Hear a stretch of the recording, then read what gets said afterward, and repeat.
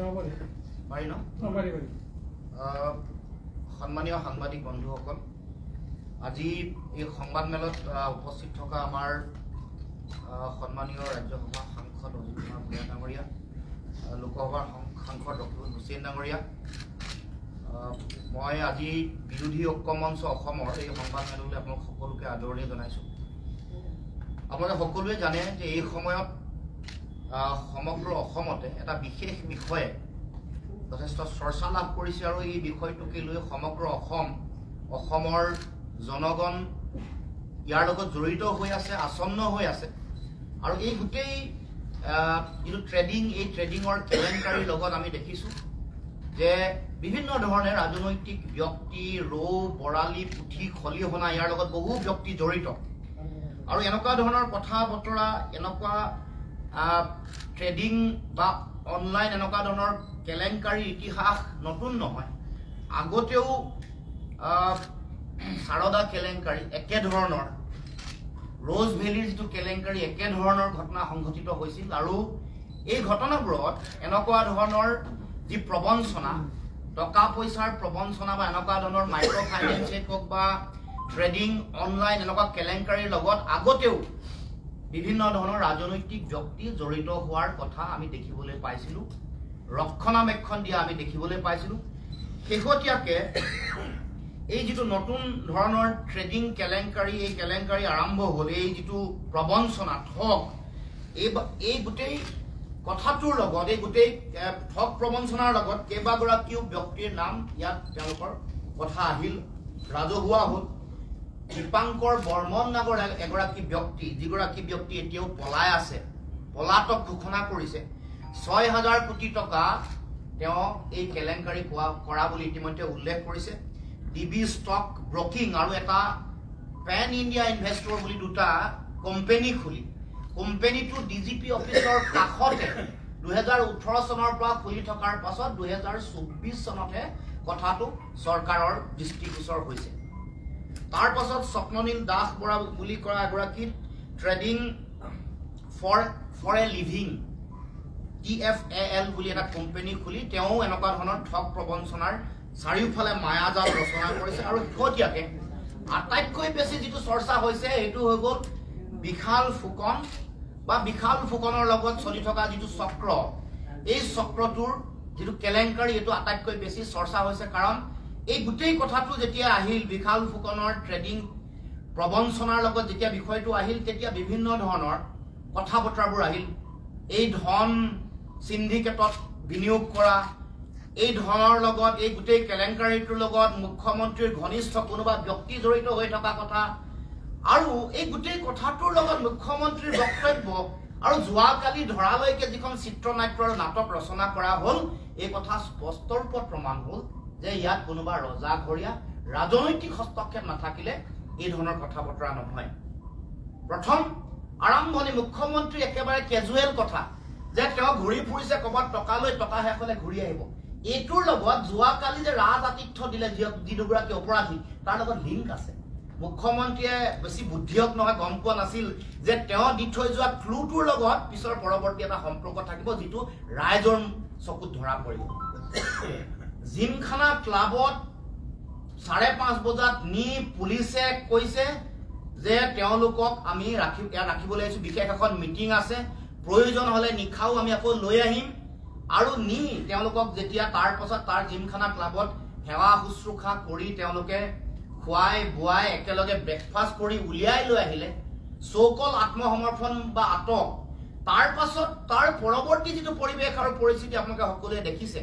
এতিয়া লকআপত তলা নোহোৱাকৈ আছে বুলি ফটো ওলাইছে, তেওঁলোকে কৈছে এইখন বোলে মৰ্ফ কৰা ফটো।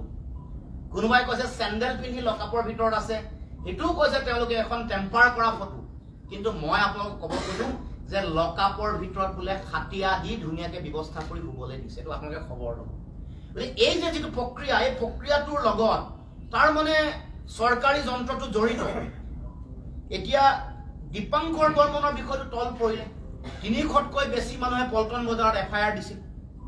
তাৰ লগে লগে অসমৰ বেলেগ ঠাই, বেলেগ জিলাতো এই গোটেই বিষয়টোক লৈ মানুহে FIR দিছিল।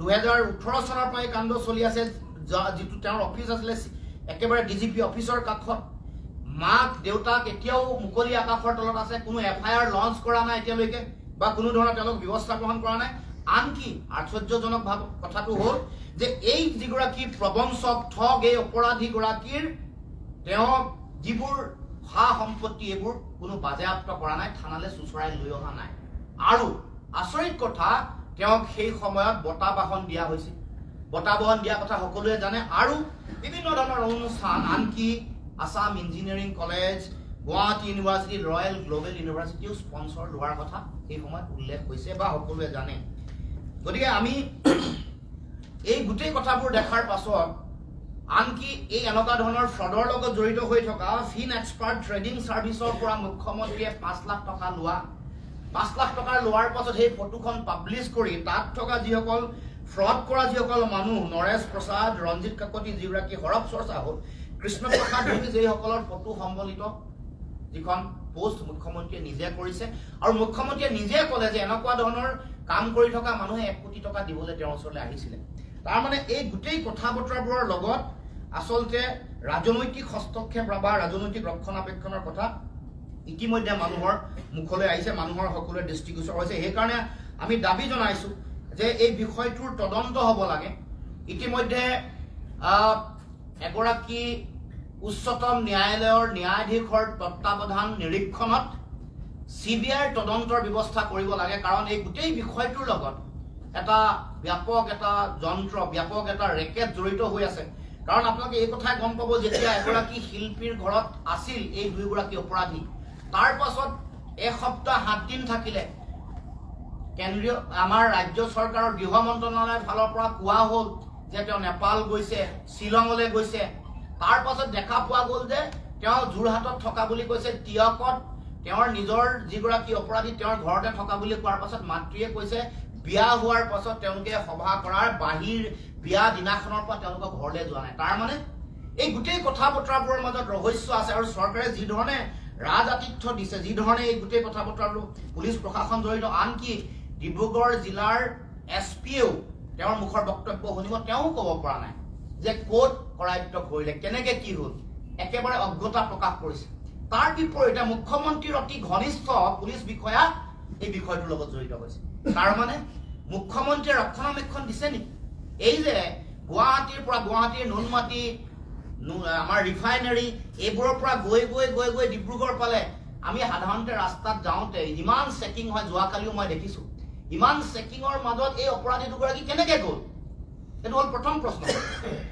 গতিকে আমি দাবী উত্থাপন কৰিছোঁ যে তদন্ত হ'ব লাগে সিবিআইৰ তদন্ত কিন্তু উচ্চতম ন্যায়ালয়ৰ নিৰীক্ষণ তত্ত্বাৱধানত হ'ব লাগে অন্যথা এইসকল অপৰাধী হাত সাৰি যাব আৰু তাৰ লগে লগে এই যে ধনসমূহ এই যে ধন সাধাৰণ ৰাইজৰ যিবোৰ ধন এইবোৰ যাতে ৰাজনৈতিকভাৱে ব্যৱহৃত নহয় এইটো আটাইতকৈ মন কৰিব লগা কথা মানুহৰ মাজত আটাইতকৈ চৰ্চিত হৈ থকা কথাটোৱে হ'ল যে এই ধনৰ লক্ষ্য 2026 নেকি ৰাজনৈতিকভাৱে যাতে এই ধন ব্যৱহাৰ নহয় তাৰ কাৰণে কেন্দ্ৰীয় চৰকাৰে উচ্চতম ন্যায়ালয় আৰু সিবিআই এই কথাটো নিৰীক্ষণ ৰাখিব লাগিব গতিকে মই আৰু এটা কথা ক'ব কৈছোঁ যেতিয়া হাৰদা কেলেংকাৰী হৈছিলে হাৰদা কেলেংকাৰীৰ অভিযুক্ত ব্যক্তি পিছত ৰাজসাক্ষী হৈ গ'ল গতিকে আমি আহ্বান জনাম আমি চৰকাৰকো কম যি ৰাজ আতিথ্য দুগৰাকী অপৰাধীক দিয়া আমি দেখিছোঁ তেওঁলোকৰ নাম আমি ক'ব খোজা নাই তাক দেখি এনেকুৱা লাগিছে যে অপৰাধৰ মূল খলনায়ক দুগৰাকীকে তেওঁলোকে ৰাজসাক্ষী কৰিবৰ কাৰণে চৰকাৰ উঠি পৰি লাগিছে নেকি যিটো কাণ্ড হাৰদা কেলেংকাৰীত হৈছিল অভিযুক্তগৰাকী শেষত ৰাজসাক্ষী হ'ল তাৰপিছত ফুটুকাৰ ফেন হ'ল এই কেলেংকাৰীটো দুগৰাকী ব্যক্তিক তেওঁলোকে যেনেকৈ VIP ট্ৰিটমেণ্ট দিছে তেওঁলোকক যাতে ৰাজসাক্ষী বনোৱাৰ যিটো কূটকৌশল এই কূটকৌশল বন্ধ হ'ব লাগে গতিকে আমি আহ্বান জনাইছোঁ যে সকলো কথাৰ পুংখানুপুংখ তদন্ত হ'ব লাগে কেনেকৈ ইমান দিন লুকাই থাকিব পালে পুলিচ প্ৰশাসনৰ ব্যৰ্থতা সকলো ৰাইজৰ আগত আমি ধৰিব পাৰিছোঁ দৃষ্টিগোচৰ হৈছে গতিকে এই তিনিওগৰাকী কেলেংকাৰী বা বান আন যিমানবোৰ কেলেংকাৰী সংঘটিত হোৱা যিমানবোৰ ঘটনা হৈছে এনেকুৱা ধৰণৰ সেইসমূহৰ প্ৰতিগৰাকী মানুহে কিমান টকা পইচাৰ কেলেংকাৰী কৰিছে কিমান ধনৰ অবৈধ লেনদেন সৰবৰাহ হৈছে সেই সম্পৰ্কত ৰাজহুৱা তথ্য ৰাজহুৱা কৰিব লাগে কোন ব্যক্তি কোন বিষয়া কৰ্মচাৰী ইয়াৰ লগত জড়িত সেইবোৰ কথাও ৰাজহুৱা হ'ব লাগে আৰু সাধাৰণ যিসকল খাটি খোৱা জনতা যিসকলে 20,000 50,000 70,000 1 লাখ এই এনেকুৱা ধৰণৰ টকা যিসকলে বিনিয়োগ কৰিছে তেওঁলোকে ঘূৰাই পোৱাৰ ব্যৱস্থা কৰিব লাগে হাৰদা কেলেংকাৰীৰ সময়ত रोज भैली चिट फांड केलेंकारी সময়ত এনেকুৱা সাধাৰণ খাটি খোৱা জনতাই কিন্তু টকা পইচা ঘূৰাই পাইছিল গতিকে বাকি সমূহ বিষয় উত্থাপন কৰিবৰ কাৰণে মই আমাৰ দুইগৰাকী ব্যক্তি আছে অজিত ভূঞা ডাঙৰীয়া আৰু ৰকিবুল হুছেইন ডাঙৰীয়া তেখেতসকলক মই আহ্বান জনাইছো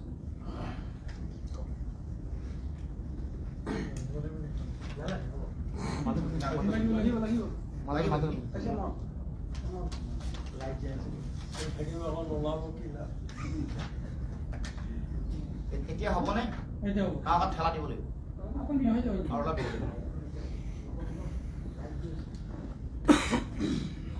বিষয়টোৰ সন্দৰ্ভত আটাইতকৈ চৰ্চিত বিষয় এতিয়া অসমত ট্ৰেডিং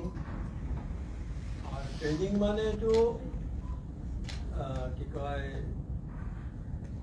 এইটো সঠিকভাৱে কৰা ট্ৰেডিং নহয় ট্ৰেডিংটো চাগে নিয়মত কৰিলে এইটো আপত্তি কৰিবলৈ নাথাকে কিন্তু এইটোত ইমান গণ্ডগোল আছে 2 নম্বৰী বুলি যিটো কয় এই ধৰণৰ ট্ৰেডিং আৰু স্মাৰ্ট মিটাৰ আদি বহুত বিষয়ে অসমত জোকাৰি গৈছে এতিয়া কথা হ'ল যে আমাৰ গোটেই বিষয়টোৰ সন্দৰ্ভত বিৰোধী ঐক্য মঞ্চৰ সাধাৰণ সম্পাদক লুৰিণজ্যোতি গগৈয়ে গোটেইখিনি কথা তুলি ধৰিছে মই মাত্ৰ তাত দুটামান কথা সংযোগ কৰিব খুজিছোঁ যে আপোনালোকে যদি দেখে তেতিয়া দেখিব যে ছ'চিয়েল মিডিয়াত সামাজিক মাধ্যমত খুব চৰ্চা চলিছে বিষয়টো আৰু গোটেই চৰ্চাৰ বিষয়টো এটাই যে তেওঁলোকে যিবোৰ অনুসন্ধানৰ নামত তদন্তৰ নামত যিবোৰ হৈছে সেইটোলৈ মানুহৰ মনত নানান প্ৰশ্ন উদয় হৈছে কিয় ৰহস্যৰ সৃষ্টি হৈছে এটা চৰকাৰে এটা পুলিচ বাহিনীয়ে তদন্ত কৰিছে তাত ইমানটো ৰহস্য হোৱাৰ কথা নাছিলে কিন্তু এনেকুৱা ৰহস্য হৈছে আৰু মানুহে এইকাৰণে সন্দেহ কৰিবলৈ লৈছে আৰু বহুত চৰ্চা হৈছে এই চৰ্চাবিলাক মই লক্ষ্য কৰি দুটামান কথা ক'ব খুজিছোঁ সেইকাৰণে প্ৰথমে মই যি ধৰণে তদন্ত আগবাঢ়িছে যি ধৰণে চিত্ৰনাট্য বনাই সেইমতে পৰিচালনা কৰা হৈছে কোনে পৰিচালনা কৰিছে সেইবোৰ কথা ওলাব লাগে কাৰ স্বাৰ্থ তাত জড়িত আছে ওলাব লাগে কোনে তেওঁলোকক বচাব খুজিছে সেই কথা ওলাব লাগে আৰু কি উদ্দেশ্য আছে তেওঁলোকৰ সেই কথা ওলাব লাগে গতিকে মই প্ৰথমে এই ঘটনাটো কঠোৰ ভাষাৰে নিন্দা কৰিছোঁ গৰিহণা দিছোঁ যে অসমত এনেও এখন লাওলোৱা এখন ৰাজ্য বিজেপিৰ নেতৃত্বত একেবাৰে ধ্বংসমুখী এখন ৰাজ্য তাত এনেকুৱা কেলেংকাৰী হৈছে কিন্তু আমাৰ সম্পাদকে কোৱাৰ দৰে ইয়াৰ অতীত আছে অসমত ৰ'জ ভেলী চাউলৰ কেলেংকাৰী এইবোৰ কথা আমি পাহৰি গ'লে নহ'ব এই সময়ত মনত পেলাই দিব লাগিব ৰাইজক যে তাৰ নামত কেনেকুৱা লুণ্ঠন হৈছিলে সেই টকা সাধাৰণ মানুহে পালেনে কোনোবা এজন সাধাৰণ মানুহে তাৰ টকা পালেনে কিন্তু সেই টকাবোৰৰ পৰা লাভৱান হ'ল কোন সেই টকাবোৰৰ পৰা লাভৱান হ'ল ৰাজনীতিবিদ শক্তিশালী ৰাজনীতিবিদ প্ৰভাৱশালী ৰাজনীতিবিদ আৰু বিষয়া গতিকে সেই টকাটো সাধাৰণ মানুহে চুই নাপালে লাহে লাহে গ'ল তাৰ ৰাজসাক্ষী কৰিলে কাক আৰু সেই তদন্ত এতিয়াও অব্যাহত আছে অসমৰ মুখ্যমন্ত্ৰীগৰাকীৰ বিৰুদ্ধে যদি এতিয়া কিবা কৰি তেওঁ হয়তো সামৰিছে মই নাজানো কিন্তু সকলোৱে জানে যে তেওঁ তদন্তৰ মুখামুখি হৈছিল এতিয়া যি নহওক গতিকে এইখন অসমত আমি কিমান আশা কৰিব পাৰোঁ যে সঠিক তদন্ত হ'ব বুলি এতিয়া কাৰ স্বাৰ্থত ইমান ডাঙৰ এটা কেলেংকাৰী সেইটো হ'ল দীপাংকৰ বৰ্মন 7,000 কোটি টকা সেই দীপাংকৰ বৰ্মনৰ কথাটো কিয় তল পৰিল এটা SIT গঠন কৰা হ'ল IGPৰ নেতৃত্বত 7-8জন বিষয়াৰ এটা টীম গঠন কৰা হ'ল তদন্তৰ কাৰণে সুমি বৰা আৰু কি কয় তাৰ্কিকৰ কাৰণে কিন্তু 2,000 কোটি টকা আছিলে এইটো 7,000 কোটি টকাৰ যিটো কেলেংকাৰী আছিলে সেইটোত কাক দিছে তদন্ত কৰিবলৈ? আমি কোৱা খবৰ মতে এজন প্ৰশিক্ষণপ্ৰাপ্ত SI। কোনে দিছে এইটো? গুৱাহাটী পুলিচৰ ভূমিকা তেতিয়াহ'লে কি? ৭,০০০ কোটি টকাৰ কেলেংকাৰীটো সন্দেহ কিয় হৈছে? সন্দেহটো আকাশৰ পৰা সৰি পৰা নাই। আমাৰ তিনিজনৰে হওক, সাধাৰণ মানুহে হওক, ছ'চিয়েল মিডিয়াত যিসকলে কৈছে তেওঁলোকৰ মূৰত সৰি পৰা নাই আকাশৰ পৰা। কিন্তু মূল কথাটো হৈছে সন্দেহ কৰাৰ কাৰণ হৈছে এইবিলাক। সেই তদন্ত কিয় ক্ষীপ্ৰ হোৱা নাই আৰু কিয় গুৰুত্ব সহকাৰে চৰকাৰে লোৱা নাই? কোনে বচাব খুজিছে দীপাংকৰ বৰ্মনক? আৰু গগৈ কোৱাৰ দৰে সেই টকা কিবা অংক আছে নেকি যে ৰাজনৈতিক নেতাৰ হাতলৈ আহিব আৰু তেওঁলোকে সেইবোৰ ৰাইজক ঠগাৰ কামত নিৰ্বাচনত খৰচ কৰিব?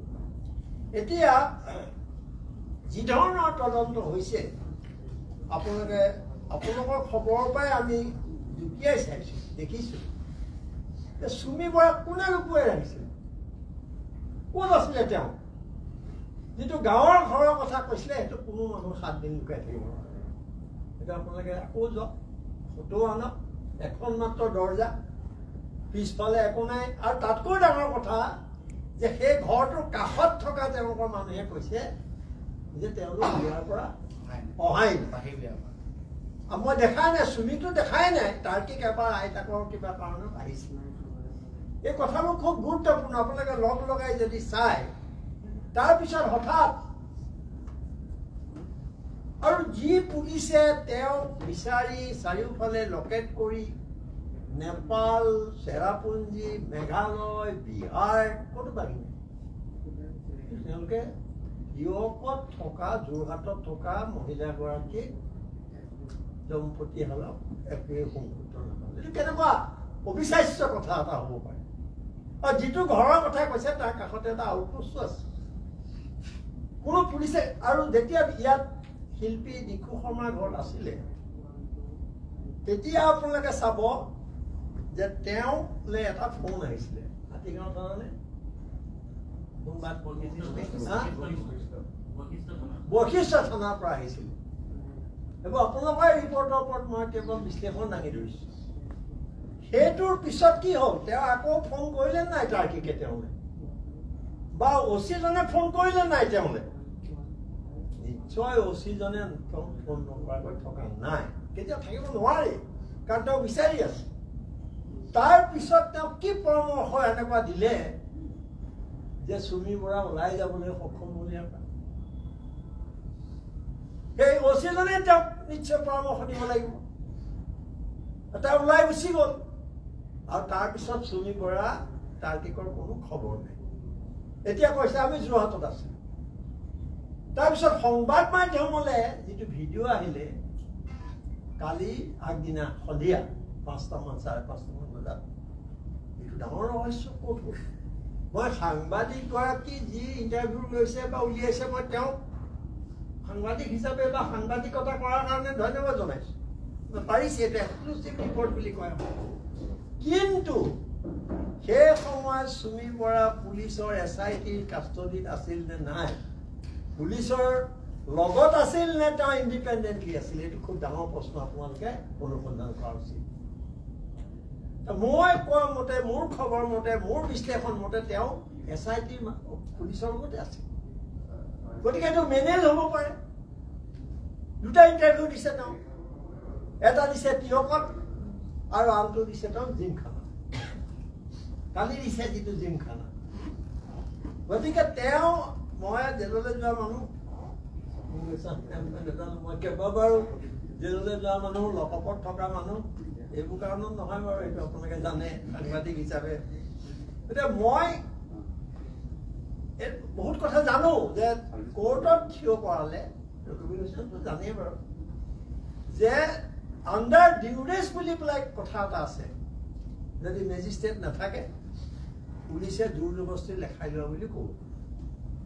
সেইকাৰণে ওলাইছে কাৰণে কথাখিনি কৈছোঁ যে তেওঁ কথাখিনি কৈ থাকোঁতে আপোনালোকে খুব ভালদৰে লক্ষ্য কৰিলে দেখিব যেন তেওঁৰ আশে পাশে পুলিচৰ মানুহ থকা যেন অনুমান কৰে।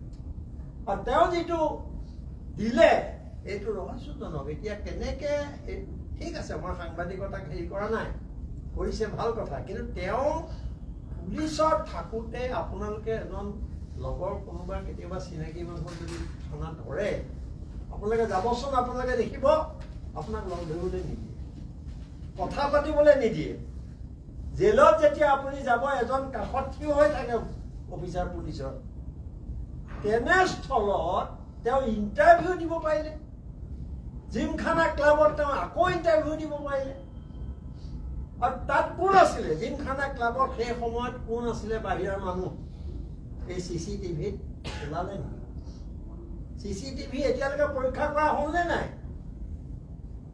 সেইটো উলিয়াব লাগিব আমাক ক'ব লাগিব যে চিচিটিভি চাওঁতে এই মানুহখিনি তাত বহি আছে পুলিচৰ মানুহটো আছিলেই তাৰমানে তেওঁ পুলিচ কাষ্টডি আছিল তিয়কৰ পৰা যাওঁতে মৰাণত তেওঁলোকে ভাত খাইছিল তেওঁলোকৰ উকিলৰ লগত বহিছিল আৰু কাৰ লগত বহিছিল নাজানো কিন্তু পুলিচৰ কাষ্টডিত তেওঁলোক আছিল তাৰপৰা তেওঁক জিমখানালৈ লৈ গ'ল কিয় VIP ট্ৰিটমেণ্ট ইমান ডাঙৰ কেলেংকাৰী জড়িত এহাল দম্পতীক কি কাৰণে এনেকুৱা VIP ট্ৰিটমেণ্ট দিয়া হৈছে আপোনালোকে জিমখানা ক্লাবটো দেখিছোঁ আমিও গৈছোঁ তালৈ গতিকে তাত লৈ যোৱাৰ কাৰণটো কি আৰু ইমান সেই প্ৰসংগতে প্ৰশ্ন উঠিছে যে মাইনাও ব্ৰহ্ম নামৰ যিগৰাকী তাতকৈ বহুত কম টকাৰ কেলেংকাৰী মাইনাও ব্ৰহ্মক হেণ্ডকাফ লগাই পুলিচ থানাত ৰখাইছে হেণ্ডকাফ লগাই পুলিচ থানাত থিয় কৰাই ৰখা হৈছে কিন্তু চুমি বৰা খুব মানুহৰ চৰ্চা হোৱাৰ কাৰণে অৱশেষত তেওঁ গেষ্ট হাউচত ৰখা কথা আছিলে পুলিচ গেষ্ট হাউচত কিন্তু তেওঁ লকআপত ৰাখিলে আৰু লকআপত চেণ্ডেল পিন্ধি সোমোৱা এইটো কেনেকুৱা ধৰণৰ এটা মানে ফটো ছেছন হোৱাৰ দৰে কথা এটা ঘটিছে এইটো আপোনালোকে তদন্ত কৰিব লাগে এটা আপোনালোকৰ ওপৰতে ভৰসা সেইকাৰণে তাই বাৰে বাৰে সাংবাদিকক মানে গালি পাৰিছে তেওঁলোকে অন্যায় কৰিছে বুলি কৈছে এইটো কোনে খুৱাইছে তেওঁ সেইকাৰণে এইটো এটা ভয়ংকৰ কথা হৈছে বহুত ডাঙৰ ৰহস্য হৈছে আৰু কোনে কাক বচাব খুজিছে এইটো মই আকৌ বাৰে বাৰে কৈছোঁ মই জনাত ডিব্ৰুগড়ৰ পুলিচে গুৱাহাটী পুলিচক এই চুমি বৰাৰ অৱস্থিতি সম্পৰ্কে জনাইছে কিন্তু কি হ'ল একো নহ'ল কিয় নহ'ল তাৰ উত্তৰ ক'ত কোনে তাক কৰিলে আৰু গোটেই গৃহ বিভাগটো মুখ্যমন্ত্ৰীৰ অধীনত মই কোনোবাই আপোনালোকৰ কাৰোবাক সমৰ্থন কৰিব পাৰে তথাপিও এইটো কওকচোন নিজক সোধক যে আজিৰ অসমত কোনোবা পুলিচ বিষয়াৰ সাহস আছে নেকি যে হিমন্ত বিশ্ব শৰ্মা বা মুখ্যমন্ত্ৰীক নোসোধাকে কিবা এটা কৰিব পৰা সাহস কাৰোবাৰ আছে আৰু ইমান এটা ডাঙৰ বিষয় আৰু আমাক কৈছে লুৰিণজ্যোতি গগৈ যে তেওঁ ক'লে পইচা শেষ হ'লে গুচি আৰু ইমান ডাঙৰ কথা ইমান পুলিচ বাহিনী আমাৰ টেক্সৰ পইচা চলি আছে হাজাৰ হাজাৰ কোটি টকা খৰচ কৰি পুলিচ বাহিনী ৰাখিছে আৰু পুলিচ বাহিনীক তেওঁ একেবাৰে জিৰ' কৰি দিলে পইচা শেষ হ'লে আহিব পুলিচৰ কোনো কাম নাই এতিয়া চাওক ডিব্ৰুগড়ৰ পুলিচে কি কৰে ডিব্ৰুগড়ৰ SP গৰাকীয়ে বেছি সৰু ল'ৰা নেকি অলপমান দেখাত সৰু যেন কম বয়স তেওঁ কৈছে সাংবাদিকক কালি যে তেওঁক এৰেষ্ট কৰিলে নে চাৰেণ্ডাৰ কৰিলে এইটো মই অনুসন্ধান কৰিব লাগিব ইয়াতকৈ হাস্যকৰ কথা কি হ'ব পাৰে যেতিয়া জিমখানা ক্লাবত ব্ৰেকফাষ্ট কৰি তেওঁ ওলাইছে পুলিচে তেওঁক লৈ গৈছে ভালকে আৰু তাৰ বহীখনত তেওঁৰ নাম লিপিবদ্ধ হৈছে নাই এইটো ৰকিবুল হুছেইনে বেছি ধুনীয়াকৈ কৰিব পাৰিব অনুসন্ধান যে সেই বহীখনত আমি জনামতে পুলিচে কৈছে যে আমি আহিম এইটো জৰুৰী বিষয় অলপ পিছত ভৰাই দিম ঠিক আছে পুলিচে কৈছে তাত এই লিষ্টখনত তেওঁলোক দুটাৰ নাম আছেনে নাই 21 নম্বৰ 22 নম্বৰ আৰু এটা ৰুম পিছত লৈছে গতিকে SP গৰাকীয়ে কৈছে কিমান আচৰিত কথা যে মই তদন্ত কৰিহে আপোনালোকক ক'ব পাৰিম যে এইটো এই কি কয় এৰেষ্ট কৰিছে কাষ্টডিত লৈছে নে চাৰেণ্ডাৰ কৰিছে তাৰমানে ক'ত গণ্ডগোলটো হৈছে ক'ত খেলি মেলিটো হৈছে অথচ পুলিচটো জিমখানা ক্লাবত আছেই লগত SP-টোৱে নাজানে তাত কি হৈ আছে গতিকে সৰিয়হৰ দুলিতে ভূত বুলি অসমীয়াত এটা কথা আছে। এতিয়া গোটেই পুলিচ বাহিনী মই বাৰে বাৰে কৈছোঁ যে দিছপুৰৰ নিৰ্দেশ নহ'লে দিছপুৰে কি কৈছে অসম পুলিচৰ এতিয়া এইটোৱেই কথা। ডাঙৰ ডাঙৰ বিষয়াবিলাকৰ এটাই কথা যে দিছপুৰে কি কৈছে সেইমতে চলিব লাগিব। ইয়াত আৰু ৰাইজে কি কৈছে মানুহে কি কৈছে এইবোৰ কথা ইম্পৰ্টেণ্ট নহয়। সেইকাৰণে বৰ ডাঙৰ খেলি মেলি হৈছে। মইতো আকৌ কৈছোঁ যে দীপাংকৰ বৰ্মন কলৈ গ'ল, আৰু বহুত স্কেম আছে অসমত চলি আছে, কলৈ গ'ল। সেইকাৰণে ইয়াৰ এটা বিচাৰ হ'ব লাগে, কাৰ ভূমিকা কি চাব লাগে। আৰু অসম পুলিচৰ এই ধৰণৰ SIT কৰি কিবা কৰি পেলাই SI এজনক প্ৰশিক্ষণপ্ৰাপ্ত SIক দি পেলাই তদন্ত কৰিলে ইমান ডাঙৰ স্কেণ্ডেলৰ কোনো সুসূত্ৰ নাপাব, এইবোৰ নাইকিয়া হৈ যাব হাত। আৰু মূল কিছুমান ৰাজ্যখনৰ যিবোৰ বিষয় আছে সেইবোৰ তল কৰিব। সেইকাৰণে মই একে সুৰতে এইটো কৈছোঁ যে আমাক তদন্ত লাগে, চৰকাৰে জনাব লাগে। এই মুহূৰ্তলৈকে চৰকাৰে জনাইছে নেকি? মুখ্যমন্ত্ৰী হওক DGP হওক জনাইছে নেকি যে এইটো পজিশ্যন, এইটো আমুক জেগাৰ পৰা তেওঁক গ্ৰেপ্তাৰ কৰা হ'ল, এইটো কথা দীপাংকৰ বৰ্মনৰ কাৰণে এইটো কৰা হৈছে, কৈছে নেকি কোনোবা পুলিচ বিষয়া বা মুখ্যমন্ত্ৰী? অথচ মুখ্যমন্ত্ৰীয়েতো কথাই প্ৰতি আমাৰ সংবাদ মেল পাতি পেলাই কথা কৈ থাকে। এতিয়ালৈকে কথা কোৱা নাই। সেইকাৰণে মই দাবী কৰিছোঁ এই মঞ্চৰ পৰা যাতে অতি সোনকালে এই প্ৰশ্নবিলাকক আমাৰ উত্তৰ দিয়ে। আৰু তেওঁ যিহেতু উত্তৰ নাই, কিমান সময় পাৰ হৈ গুচি গ'ল এতিয়ালৈ। সেইকাৰণে সুপ্ৰিম কোৰ্টৰ এজন ন্যায়াধীশৰ বা সুপ্ৰিম কোৰ্টৰ এজন বুলি নহয়, সুপ্ৰিম কোৰ্টৰ পৰ্যবেক্ষণত আমাক এটা CBI তদন্ত বিচাৰিছোঁ আমি। সেইটো হ'লে আমি আশা কৰোঁ, তাতকৈ উপায় নাই, সেইটো হ'লে আমি আশা কৰোঁ যে ইয়াৰ গোটেই মানে ভিতৰুৱা কথাবোৰ ওলাব আৰু দোষী ধৰা পৰিব। আৰু মুখ্যমন্ত্ৰীয়েতো বাৰে বাৰে দুৰ্নীতিৰ বিৰুদ্ধে কৈ থাকে, তেওঁ এইটো কৰি দেখুৱাওক, আটাইতকৈ ডাঙৰ কথা 1 কোটি টকা দিবলৈ যাওঁতে তেওঁ সন্দেহ কৰিছে, ট্ৰেডিঙৰ মানুহে কৰি থকা বুলি তেওঁ জানে। তাৰপিছত তেওঁ কিয় পুলিচক নক'লে যে এই মানুহটোক হেৰি কৰা, মানে নজৰদাৰী কৰা, এই মানুহটোক চাই থাকে। এই মানুহটোৱে ক'ত 1 কোটি টকা পালে তেওঁ তদন্ত কৰিব লাগিছিলে, এৰেষ্ট কৰিব লাগিছিলে। তেওঁ একো কৰা নাই, চব লৈ লৈছে পইচা, ফটো ওলাইছে। এই যে ফটো ওলাইছে ট্ৰেডিং কৰা মানুহবোৰৰ, সেইটোৱে সাধাৰণ মানুহৰ ওচৰত সাংঘাতিক ইম্পেক্ট কৰে। সাধাৰণ মানুহে ভাবে যে এইটো আচল মানুহ আৰু মুখ্যমন্ত্ৰীক টকা দিছে, গতিকে আমিও এইটো এনকাৰেজ কৰে, উৎসাহিত কৰে। সেইকাৰণে মই শেষত এইটো কৈছোঁ যে ইনকাম টেক্স কাইলৈ লখিমপুৰ লোচনৰ ঘৰলৈ গুচি যাব, তাত বিৰোধিতা কৰে চৰকাৰ। ভূপেন বৰা তালৈ গৈছিল, ED কথাই নাই। এতিয়া সম্পূৰ্ণ বিৰোধী কণ্ঠ নোহোৱা কৰিবৰ কাৰণে ED ব্যৱহাৰ হৈছে। CBI, ED, ইনকাম টেক্স এইবোৰ সম্পূৰ্ণ তেওঁলোকে ব্যৱহাৰ কৰিছে বিৰোধী কণ্ঠ দুৰ্বল কৰিবৰ কাৰণে। এইটোত কি হ'ল, এটা একাউণ্টত ইমান টকা আহি আছে, হাজাৰ কোটি টকা, 18টা 19টা তেওঁ একাউণ্ট খুলিছে, তাত ক'লৈ গ'ল ইনকাম টেক্স? উৎস বিচৰা নাই কেলে এতিয়ালৈকে? ক'লৈ গ'ল ED? ক'লৈ গ'ল CBI? CBIক বাৰু নিৰ্দেশ দিব লাগিব। গতিকে এইটো বৰ ডাঙৰ সন্দেহৰ বিষয়। এই সন্দেহৰ বিষয়, এই ৰহস্য আমি উৎঘাটন কৰিব লাগিব। ৰাইজে ৰাজপথলৈ ওলাব লাগিব প্ৰয়োজনত। আৰু মই যিটো কৈছোঁ সৰিয়হৰ দুৰ্নীতিৰ ভূত, এই ভূতটো উলিয়াবৰ কাৰণে এটা প্ৰকৃত উচ্চ পৰ্যায়ৰ তদন্ত লাগিব।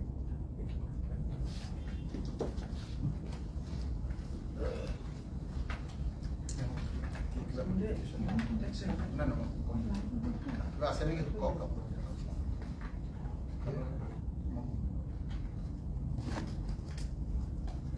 প্ৰশ্ন আছে নেকি?